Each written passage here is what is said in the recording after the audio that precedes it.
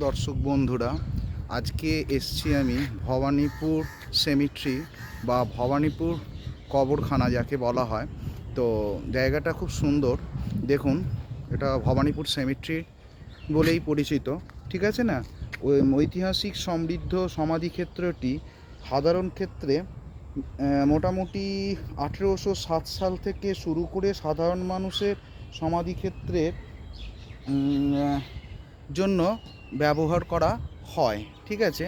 তো এই সমাধিক্ষেত্র বা ভবানীপুর সেমিট্রি, এই জায়গাটি কিন্তু একটি বিস্তীর্ণ এলাকা নিয়ে তৈরি।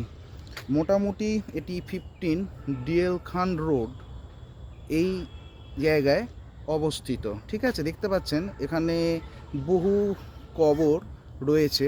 এখানে কমনওয়েলথের অনেক সমাধিক্ষেত্র রয়েছে।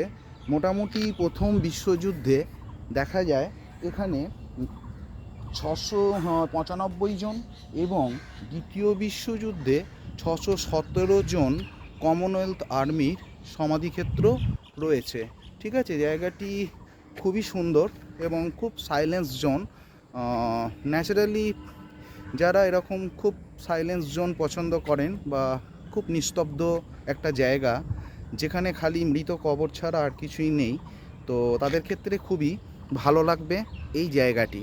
দেখুন, বহু কবর এখানে রয়েছে, ঠিক আছে না?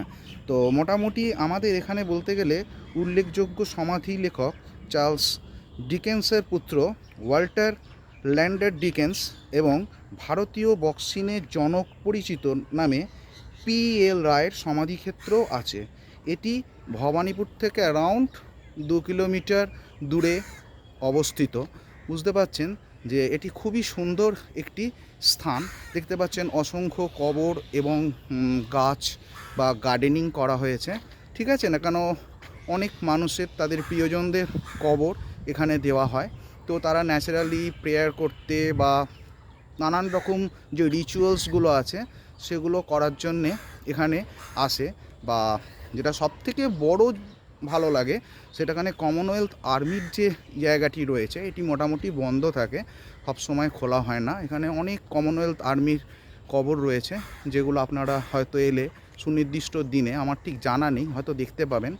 মোটামুটি সকাল 8টা নাগাদ এটি খোলে আর বিকেল 4টে নাগাদ মোটামুটি বন্ধ হয়ে যায়। তো আপনারা আসতে পারেন, খুবই ভালো একটি জায়গা এবং খুব সুন্দর লাগবে এই কবরখানার এই জায়গাটাতে এলে। যে এত সুন্দর একটা সাইলেন্স জোন বোধহয় আমাদের কলকাতার বুকে আছে বলে মনে হয় না, ঠিক আছে না? যেখানে কোনো কোলাহল নেই, কোনো গাড়ির আওয়াজ নেই, কোনো রকম চিৎকার চেঁচামেচি নেই, কেবলই অসংখ্য কবর যেখানে মৃত আত্মার সব শুয়ে রয়েছে। তো আপনাদের ভালো লাগবে আশা করি, ঠিক আছে না? পারলে আসতে পারেন। এটি মোটামুটি ডিএল খান রোডে রাস্তাটি চলে যাচ্ছে। তো আপনারা রেড রোডে ধরে এলে সোজা আসবেন, এলে ডিএল খান রোড ভবানীপুর সেমিট্রি স্টপেজ আছে। সোজা এগিয়ে গেলে প্রথম পড়বে আপনার ওই জেল মিউজিয়াম, তার পরের ক্রসিংয়ে পড়বে ক্যালকাটা জু। তো আপনাদের আবার দেখিয়ে দিচ্ছি ঘুরে। খুব সুন্দর এই কবরখানাটি, বেশ ভালো লাগে আমার। তো আপনাদের আশা করি সবার ভালো লাগে কিনা জানি না, তবে ভিডিওটি যদি ভালো লাগে অবশ্যই একটি লাইক আর শেয়ার করবেন, তাহলে খুবই উপকৃত হবে এবং খুবই ভালো লাগবে। এবং সবথেকে বড়, আগামীতে আমার আরও উৎসাহ জন্মাবে। ছোটোখাটো ভিডিও থেকেই তো মানুষ বড়তে যায় কেন? আমি প্রথম থেকেই বলেছি যে আমি কোনো ব্লগার বা বড় কোনো ইউটিউবার নই। ভালো লাগে, ভালোবাসি, তাই করি। তা দর্শক বন্ধু, আপনাদের অশেষ অশেষ ধন্যবাদ। পারলে একটু লাইক আর শেয়ার করবেন, তাহলে আশা করি খুবই বাধিত হব।